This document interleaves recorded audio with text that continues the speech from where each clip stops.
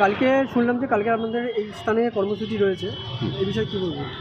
দেখুন, কালকে আপনারা জানেন কয়েকদিন আগে আমরা রাস্তায় নেমেছিলাম।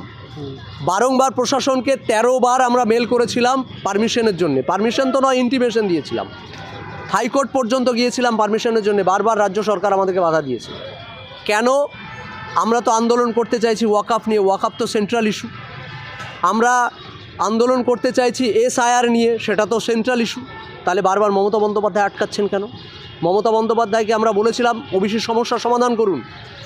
রাজ্যে হাজার হাজার স্কলারশিপ বন্ধ হয়ে পড়ে আছে, রাজ্যে হাজার হাজার শিক্ষক তার বিভিন্ন ক্ষেত্রে গিয়ে সমস্যায় পড়ছে, ডাক্তারি পরীক্ষায় উত্তীর্ণ হওয়ার পরও ভর্তির সুযোগে সমস্যা হচ্ছে। এই সমস্যা সমাধানের জন্য ওবিসি সমস্যার সমাধান করা দ্রুত দরকার। Fake SC ST certificate provide হচ্ছে রাজ্যে পয়সার বিনিময়ে, তার সমাধান করা প্রয়োজন। এই সমস্ত দাবি নিয়ে আমরা গত 20 তারিখে একটা অনুষ্ঠান করেছিলাম ধর্মতলার ওয়াই চ্যানেলে। আমরা ধর্ণা মঞ্চ করব বলে পুলিশকে প্রশাসনিক সমস্ত রকম ব্যবস্থাপনা করে আমরা এসেছিলাম। আপনারা দেখেছেন 94 জনকে অ্যারেস্ট করে একদিন থানায় রেখে, লকআপে রেখে তাদেরকে আবার পরের দিন মাংসাল কোর্ট থেকে জামিন করাতে হয়েছে। এই রাজ্য সরকারের দ্বিচারিতা। একদিকে তিনি বলছেন যে আমাদের রাজ্যে কিছু হবে না, ওয়াকআপ নিয়ে আমাদের রাজ্যে কোনো সমস্যা নেই। তাহলে এটা যদি সেন্ট্রাল ইস্যু হয়, তাহলে আপনি মাননীয় বাধা দিচ্ছেন কেন? আপনার প্রশাসন আমাদেরকে বাধা দিচ্ছে কেন? বারবার রাস্তায় নামলে আমরা বারংবার হ্যারেস হচ্ছি কেন?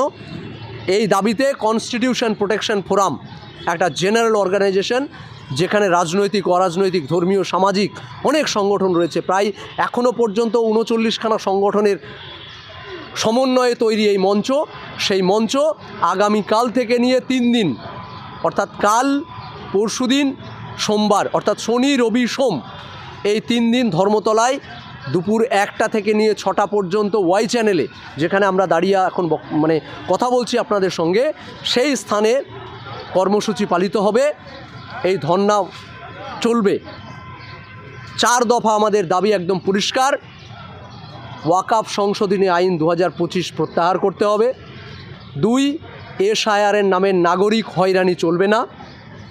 3, রাজ্যের ফেক SC ST সার্টিফিকেট দেওয়া বন্ধ করতে হবে আর ওবিসি সমস্যার দ্রুত সমাধান করতে হবে।